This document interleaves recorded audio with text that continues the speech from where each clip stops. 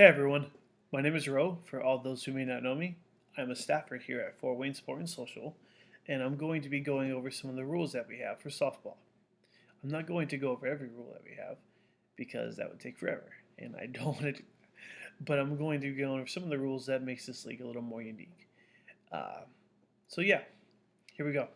Our first rule, and this kind of encompasses every league that we have, is don't be a douchebag. It's pretty straightforward and very easily understood. Just don't be a douchebag. This is a purely recreational sport.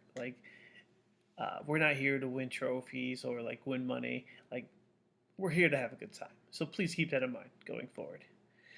Um, this is a 10v10 softball league, and you have to have four girls playing on the field at all times. So if you happen to not have those four girls in a given week, you can play a person down, so you can only have nine on the field.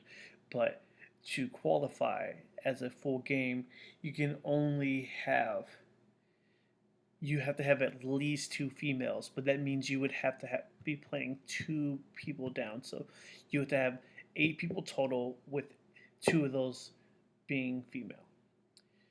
I hope that's clear, because that's pretty important. This is a co league, and we take this stuff pretty seriously because we want everyone to have fun regardless of gender.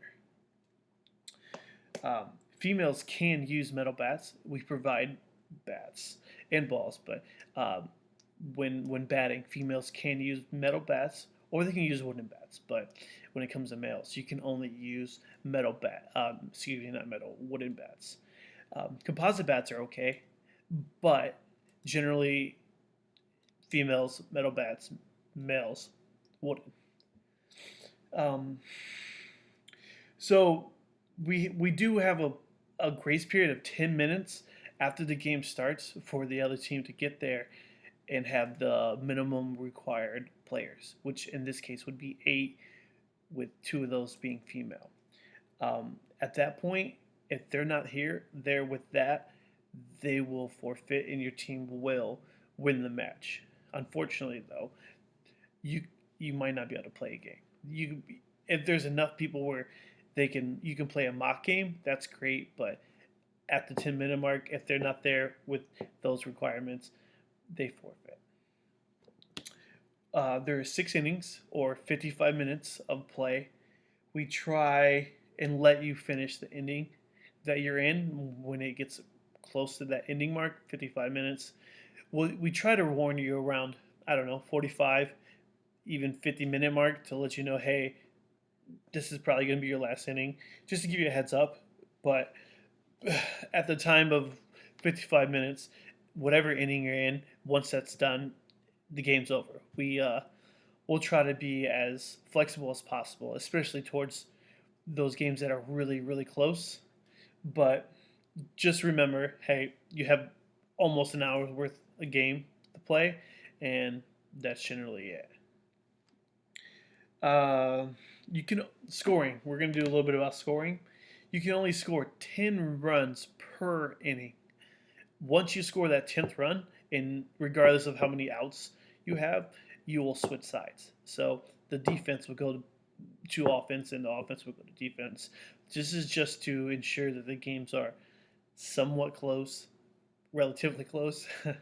um, this may not happen to you, but it has happened before, and um, this kind of keeps the other team in the game and makes it somewhat fun.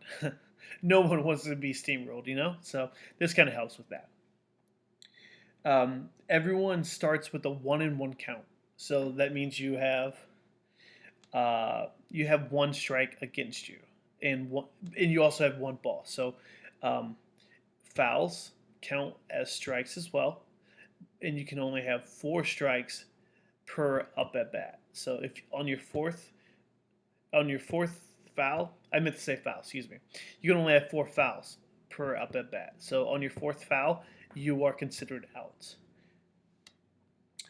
There is no bunting.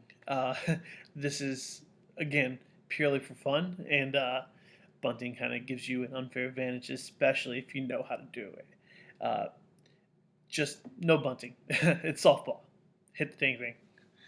Um, Pitching. So for a ball to count as a strike, it has to hit the strike pad that we provide. The strike pad is right behind home plate. You won't miss it when you're standing up there, but uh, a, a pitched ball has to hit the strike pad and not the home plate.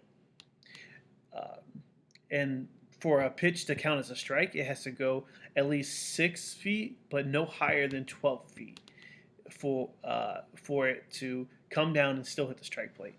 Uh, this is kind of a hard rule to navigate by because who knows how tall that is, just by watching a pitch. If it's in question, just talk to the other team and say, hey, look, we think that pitch is too high or too low. Could you just redo it? Or say, hey, that was way too low.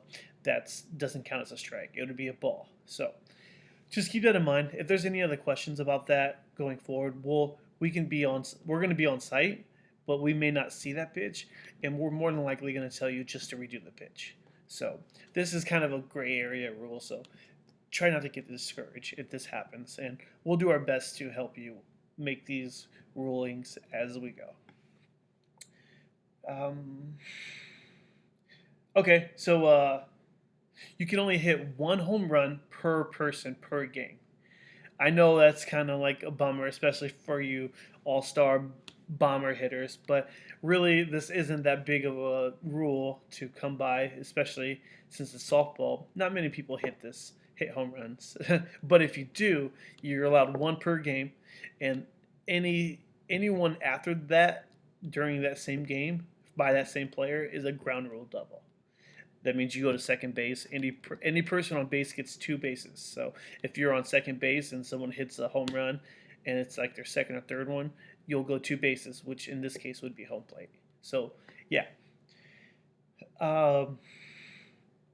Okay, so this is another rule that it's kind of hard to talk about and not like witness is as if a ball leaves the field of play from a defensive player, like thrown to first base, if there's anyone on bases, they get a base automatically. So, like, for example, if a infielder was throwing to first base to get a batter who just hit the ball out, and they throw it out of play, which is in this case the fenced in walls.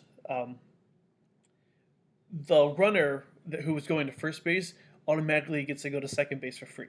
They can't advance after that, but it's a free base in general, just mainly so people aren't running everywhere on the different fields and or in traffic. This also goes for any runners that are on any other bases. So if there was a runner on second base already, that person will get to go to third for free. And if they were already halfway to third by the time the ball goes out, they automatically get the next base free. So they would get to go to third because they were already going to third. And since they were more than halfway, they would get their free base, which would be home plate in this case. This is kind of a weird rule to go by. And we understand that if you don't understand it initially, we'll be on site to help you with this one. We've had trouble with this one before, but this is really just for everyone's benefit because we can't really control sometimes where we play, and the out of bounds on some fields could be the street. We don't want any players running into the street trying to get a ball and potentially getting hurt for not a good reason. So this is just for a really safety rule. No hard sliding. Uh, this is another big one just for everyone's safety. Uh, Along with the no hard sliding, you cannot wear metal cleats. Uh, these are all just preventative rules. We don't want anyone to get hurt, and not everyone's on the same skill level, so they may not know how to slide. And if they seen someone sliding and try to imitate that, they could get potentially hurt themselves or another player. And we're gonna try to avoid that. So if you have to slide, okay, go for it, but don't slide with your feet up. Don't slide super aggressively into another person. Try to avoid contact if at possible. It's kind of a hard rule to follow in the heat of it, but please just remember that this is a purely social league. If you have to slide, okay, but just remember everyone wants to go to the bar afterwards and have fun and have a good laugh. So just try not to hurt people. Try not to come in contact with them. Just remember to be safe. That's pretty much it for all the weird rules that we have for the softball league. If you have any other questions, my email is attached to this. You can ask me there, or you can just ask me during play. I'll be around. If it's not me, there's Chris, and if there's no Chris, there's Abby. All of us will have an answer for you. Maybe not right then, but we'll get an answer to you regardless sometime soon. So, with that being said, we hope you guys have fun, and we'll see you soon. Goodbye.